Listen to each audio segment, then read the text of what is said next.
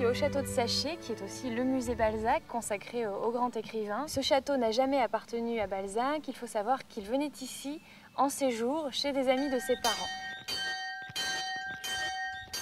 Cette cloche était probablement ici déjà à l'époque de Balzac, puisque dans sa correspondance, il nous parle d'une cloche qu'on fait sonner le soir pour annoncer les repas et qu'il déteste, parce que cette cloche, comme il dit, lui étrangle les idées.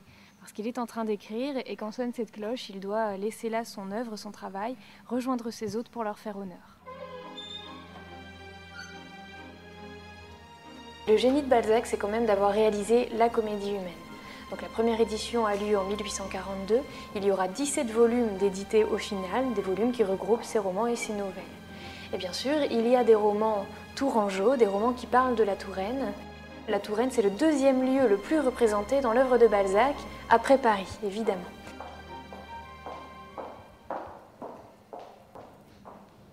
Alors ici, on se trouve dans la salle à manger de Monsieur et Madame Margonne, et ce qui est très important pour nous aujourd'hui, c'est le papier peint. On a conservé un fragment de papier peint de l'époque de Balzac. C'est le fragment que l'on voit là-bas entre le poêle et le portrait de la femme en rouge et noir. On a pu le dater, il date de 1825. Donc Balzac l'a forcément connu puisqu'il venait à Saché entre 1825 et 1848. Et quand on a découvert ce papier-là, on a reconstitué le reste de la pièce à l'identique pour rappeler cette atmosphère que connaissait Balzac.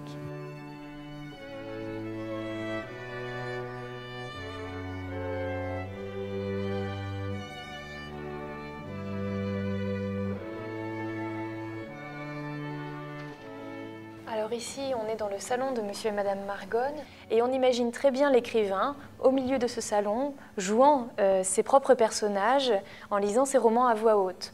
On sait qu'il avait l'habitude de faire ça dans les salons parisiens et on pense que les Margonne lui ont demandé de se livrer à de telles lectures devant leurs invités. Balzac s'inspire énormément de tous ces paysages qu'il aime tant, qu'il voit quand il vient à Saché, des paysages qui lui sont chers. Il va également parler d'un trajet qu'il a fait à 2 reprises à pied entre Tours et Saché, puisque à 2 reprises, personne n'a pu aller le chercher à Tours. Il a donc dû venir à Saché tout seul à pied. Ça correspond à 25 km de marche. Pendant ce trajet, il a bien observé le paysage et par la suite, il a refait faire le même trajet à son héros Félix de Vandenesse dans le Lys dans la vallée. Ce trajet est décrit très précisément, avec beaucoup de détails et beaucoup de poésie par Balzac. Et évidemment, les passionnés de Balzac refont encore ce trajet entre Tours et Saché, avec le roman entre les mains, en essayant de retrouver ces paysages décrits par le romancier.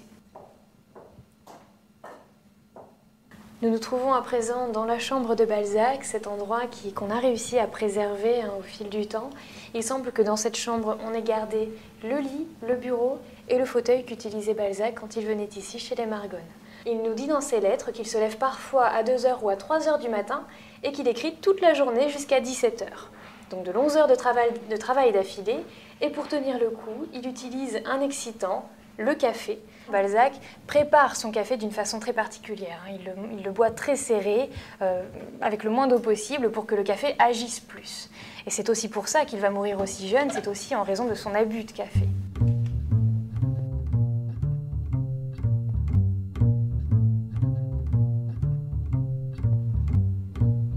Comme beaucoup de gens le savent, Balzac était un gros consommateur de café. Et étant donné qu'ici, pour nous, dans la région, c'était quelqu'un de très important, nous avons fait ce dessert en l'honneur de Balzac.